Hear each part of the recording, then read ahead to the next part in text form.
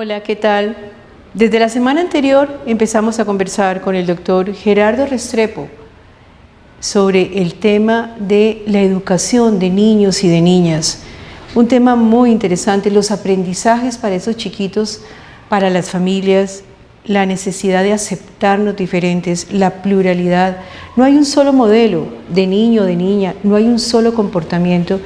Y el doctor Gerardo Restrepo, con un currículum muy grande, médico, neuropediatra, psicólogo, vino a Cali a contar, a darnos elementos para poder educar mejor a nuestros niños y nuestras niñas.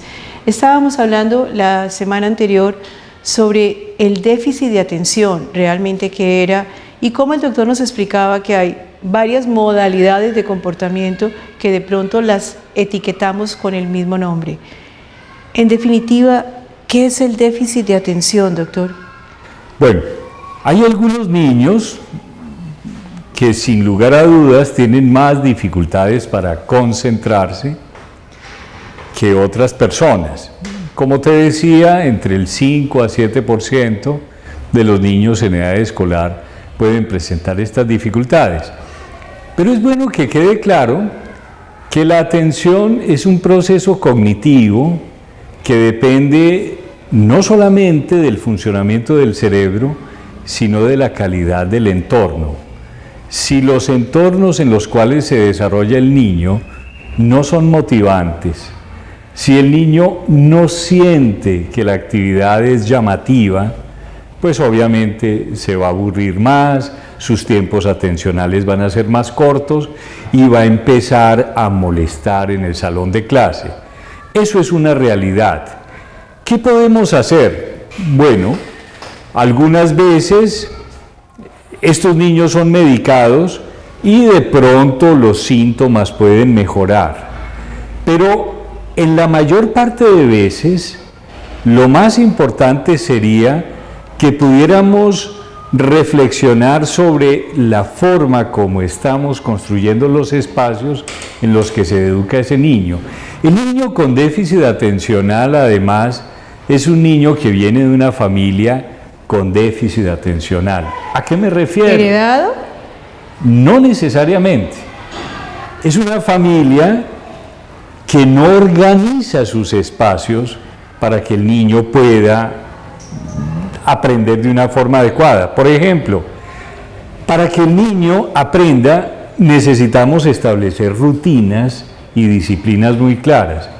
Hay familias que no saben cómo establecer una rutina y por consiguiente el niño no tiene un apoyo externo de parte de los papás, no hay una organización familiar que privilegie el desarrollo de la atención porque siempre hay algo que hacer, no hay un orden en la estructura de la familia y la familia no tiene espacios para compartir. Comen cuando tienen tiempo, desayunan si pueden hacerlo, jamás se ven para almorzar, nunca comparten un momento para comer. Esas rutinas hacen parte de la vida familiar y de la educación del niño con déficit atencional. Y si no existen rutinas, no existe atención y no existe familia que facilite su desarrollo. Hace un momentico dijiste unas palabras que me parecen muy interesantes. Si el niño no siente que haya un ambiente, quiero utilizar esa palabra sentir. ¿Cómo podemos definir o una diferencia entre lo que yo siento y lo que yo pienso?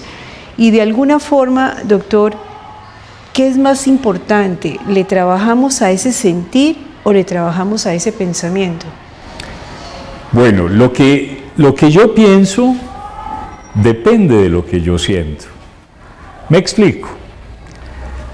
Si llamamos pensamiento a la representación mental que tenemos del mundo,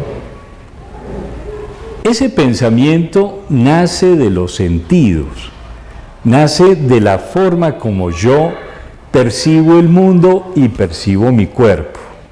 Cuando yo percibo los objetos, las situaciones, no solamente yo percibo lo que pasa en el salón de clase, sino que eso que yo percibo lo asocio a cómo me siento yo. Si yo me siento mal con la actividad, si emocionalmente no estoy bien, yo no voy a tener un buen recuerdo de esa actividad. Mi pensamiento, la forma como yo represento el mundo, nace entonces de la unión de lo que siento y de mis emociones. Eso es muy importante que lo tengamos claro en la escuela. Por ello, las actividades que desarrollamos con los niños tienen que tener esos dos componentes, emoción, cognición, y tienen que establecerse sobre la base de rutinas. Miremos una experiencia simple, los cuentos. ¿Cómo aprenden los niños a leer? Gracias a los cuentos. ¿Dónde debería empezar uno a contar cuentos? En la familia. Pero nunca lo hacemos. Y no lo hacemos porque no tenemos tiempo, porque los papás andamos preocupados en producir dinero y las mamás y los papás necesitamos trabajar para pagar una cantidad de cosas que nos exige nuestra sociedad. Entonces, finalmente los afectados terminan siendo los niños. Cuando los niños ven que los papás les cuentan cuentos y cuando hay una rutina para encontrarse todos los días a contar un cuento y a discutir lo que sucede, y cuando los papás saben contar los cuentos, porque es muy importante saber contar los cuentos. Al estilo de Las Mil y una Noches, ¡tran! Más o menos. La dejamos en la mitad del camino empezado. Pero mira que eso es parte de las investigaciones que vamos a compartir. Ajá. Investigaciones muy lindas, algunas de ellas las hemos hecho en Colombia, otras se han hecho en Canadá y en muchos países europeos. Pero estas investigaciones que muestran que la forma como uno le cuenta los cuentos a los niños tiene un impacto en la maduración de su cerebro. Cuando uno le está contando el cuento donde hay una princesa y uno pone toda la entonación apropiada para explicarle cuál es el comportamiento de la princesa. Allí le hago una interpelación un poco, y de pronto desde la mirada de el mundo de la mujer, ese mundo de la princesa, ¿qué tanto daño le puede terminar haciendo? ¿Cómo podemos hacer una adaptación de los cuentos a realidades más concretas del mundo? Porque podríamos hablar entonces, seguimos fomentando la idea de la princesa, ¿qué tanto daño le hace a la emoción de esa mujer que considera que tiene que encontrar un príncipe azul? Bueno, esa es una realidad de algunos de los cuentos, pero yo acepto tu sugerencia, cambiemos el tipo de cuento.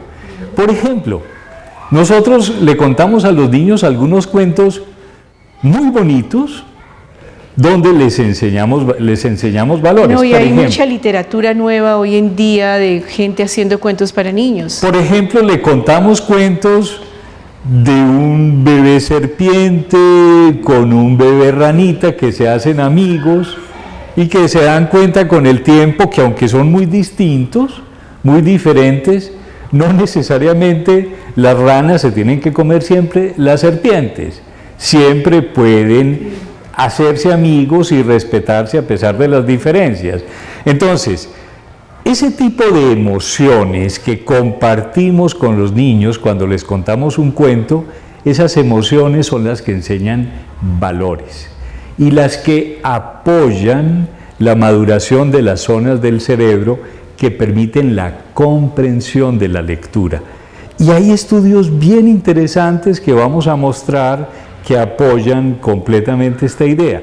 Contemos cuentos, y además mira que contando los cuentos y empezando temprano contando los cuentos a los 4, 3 años, vamos a ayudarles a los niños a mejorar sus habilidades de lectura y vamos a tener un impacto sobre la vida de la sociedad porque, ojo, el niño que tiene dificultades de lectura a los 7, 8 años de edad, ese niño va a continuar toda la vida presentando dificultades de lectura y de adulto, hoy lo sabemos, ese niño con dificultades de lectura tiene 2 veces más de riesgo de caer en consumo de sustancias psicoactivas, alcoholismo, tiene 2 veces más riesgo de tener problemas con la justicia.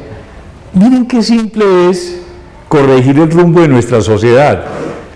Empecemos enseñándole a los papás a contar cuentos infantiles desde muy temprano y vamos a tener un impacto enorme en la vida de nuestros niños y en la calidad de nuestra sociedad.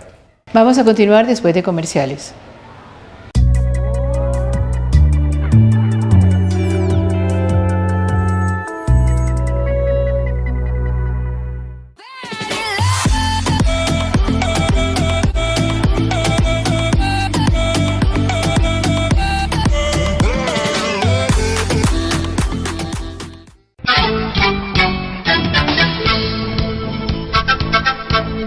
Los artesanos de la Loma de la Cruz vemos el Canal 2, el canal de nuestra gente.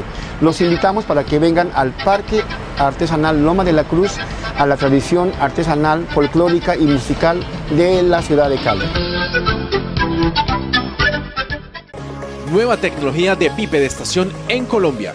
Equipo que permite ponerse de pie a las personas con reducción de movilidad, funcionamiento electrónico, soportes de estabilización, diseño y fabricación a sus necesidades, garantía de mejora de calidad de vida. Contáctanos, tecnología a bajo costo económico. Transformando vidas, reviviendo emociones perdidas.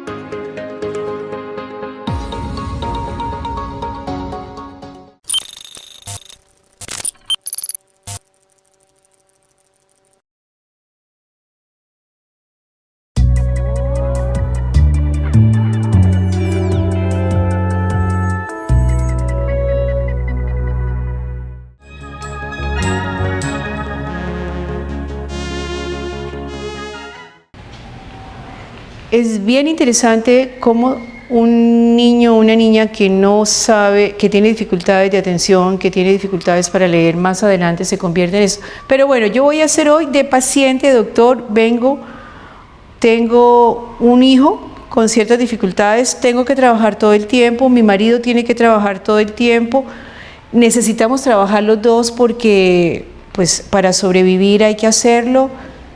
No tengo mucho tiempo para mi hijo, salgo por la mañana a las 7, regreso a las 5 de la tarde, estoy cansada, tengo que hacer comida, tengo que hacer todo esto y mi niño me pide 5 años, 6 años, atención, solamente le puedo dedicar un momento.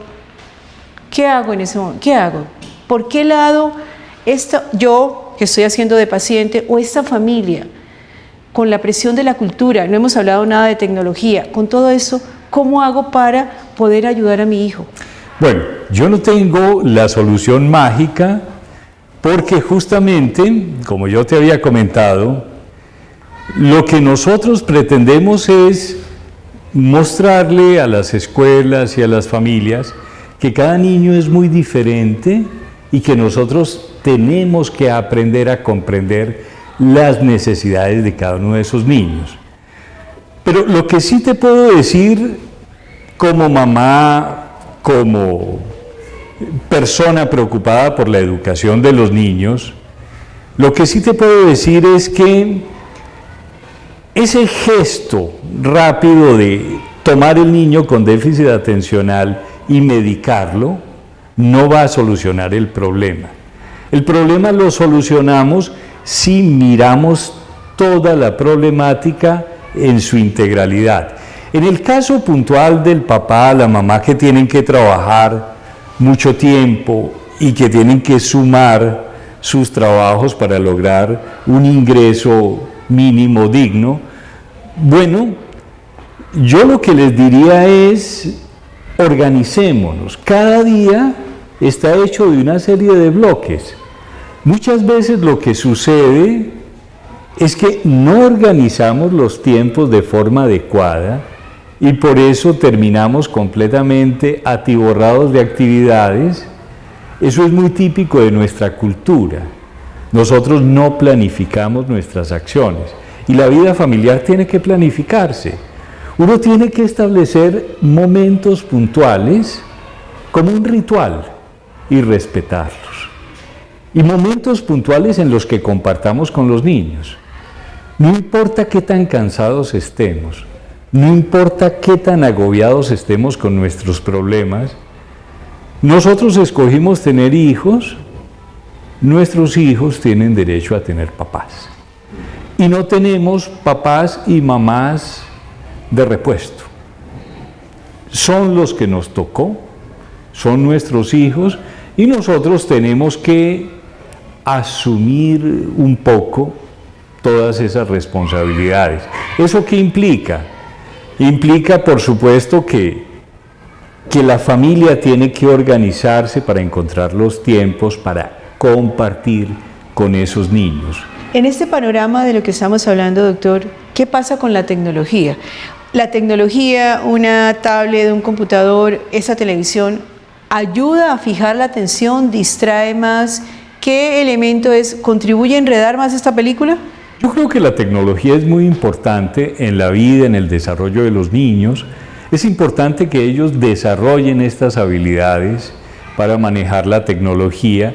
Hay mucho contenido multimedia muy rico, muy importante para el aprendizaje, y la tecnología hace parte de nuestras realidades. Sin embargo, hay que enseñarle a los niños, y esa es una responsabilidad más de los papás, hay que enseñarle a los niños a usarla de forma apropiada. Por ejemplo, todos hemos sido testigos un poco de situaciones ridículas en las cuales uno ve varios adolescentes que están todos muy juntos en el mismo espacio y se están enviando los mensajes de texto. Absurdo. Mostrémosles que es más importante la interacción real. Obviamente, si tenemos un ser querido a distancia y necesitamos comunicarnos con esta persona, por favor, la tecnología es ideal, pero si tenemos a las personas aquí junto a nosotros, también combatamos el reflejo de tomar esa tecnología, como hacemos muchas cosas por reflejo. Hacemos cosas para disminuir nuestros miedos, nuestras ansiedades y no comunicarnos con el otro. Dejemos de lado esa tecnología, establezcamos una hora en la casa en que nos vamos a sentar, a mirarnos nuestros rostros, a hablar, a comunicar nuestras emociones, a compartir en familia, porque ese es el momento en que nos vamos a conocer nuestra pareja además. La gente se pasa el tiempo sin hablar, porque solamente hablan de plata, porque lo otro no es importante. La gente habla de las cuotas. Entonces, establezcamos esos momentos, que sea una dinámica, un compromiso familiar, y eso nos va a llevar a educar mejor nuestros hijos. ¿Es optimista sobre el futuro de la educación? Sí, yo soy muy optimista por naturaleza. Yo pienso que en la medida en que le expliquemos claramente a los padres y a los maestros la gran responsabilidad social que tenemos, en la medida en que le transmitamos a todas estas personas muy claramente estas ideas, vamos a lograr cambios. Con mucha frecuencia citamos los papás y los maestros a regañarlos. Es que ustedes no están haciendo las cosas bien, es que ustedes son los responsables de que nuestros niños no aprendan, pero los regañamos y no les damos alternativas. Por eso nosotros queremos compartir este espacio del simposio de neuropsicología escolar y prácticas educativas inclusivas para compartir con padres, maestros y terapeutas avances interesantes que nos pueden permitir tener un impacto en la vida de los niños y sus familias. ¿Qué tienen que ver los gobiernos con esto? Es en todas partes del mundo esta educación un poquito anquilosada, retrasada. ¿Qué participación tendrían los gobiernos? La responsabilidad de cualquier gobierno en este tipo de actividades es enorme y es máxima. ¿Y los escuchan? ¿Llegan a escuchar, por ejemplo, esto? ¿O realmente hay un cierto cantidad, entre más niños lleguen a la escuela, sin importar un poco la calidad, o realmente hay alguna forma de sintonía con estos nuevos planteamientos? Hay algunas personas, algunos gobiernos que son más sensibles, más receptivos a este tipo de mensajes. Otros, por supuesto, que no comprenden. Todo depende de la persona que tenga a su turno la responsabilidad. Algunos no comprenden la importancia de todo esto y nuevamente, con paciencia, con mucho optimismo, nosotros nos tomamos el tiempo de explicarles. Ahora, es claro que esta es una responsabilidad del gobierno. La responsabilidad de educar a nuestros niños es una responsabilidad estatal y no puede quedarse solamente en un decreto. Yo creo que tenemos allí mucho que hacer como colombianos. ¿Cómo podemos pasar de esos decretos y esas leyes muy lindas que estamos enseñadas a redactar en nuestro país, cómo podemos pasar a la acción, a implementarlas? Y esto es un reto monumental cuando hablamos de calidad de la educación y de inclusión escolar. El problema no es la cantidad. Nuestra responsabilidad es educar a los niños, no importa cuántos sean. Nuestro problema es cómo identificamos las características singulares de cada niño y damos una respuesta adecuada para que ese niño pueda alcanzar el desarrollo de su máximo potencial. Eso es nuestra preocupación como académicos y debería ser la preocupación de cualquier estado. ¿Los estudios que tienen, doctor, los han hecho solamente en Canadá o hay estudios en Colombia y en otros países? Hay estudios muy lindos que hemos hecho aquí, en una región no muy lejana, en Pasto. Hemos hecho unos estudios muy interesantes que yo he presentado en varios congresos internacionales sobre el impacto de la lectura en familia sobre el desarrollo cognitivo y de las funciones ejecutivas en los niños. Y es increíble todo lo que uno logra sin dar Ritalina, solamente enseñándole a los papás a contar cuentos. El impacto es enorme en la vida de los niños. Bueno, desafortunadamente se nos acabó el tiempo. Extraordinario, maravilloso. Esos tips pequeños, leer en familia, contar cuentos, qué maravilla. Solamente un tips, con que lo pudiéramos practicar en casa, estaríamos ayudando muchísimo a tener en cuenta y a educar a nuestros hijos. Doctor, muchísimas gracias por estar aquí y a ustedes muchas gracias, que la pasen bien.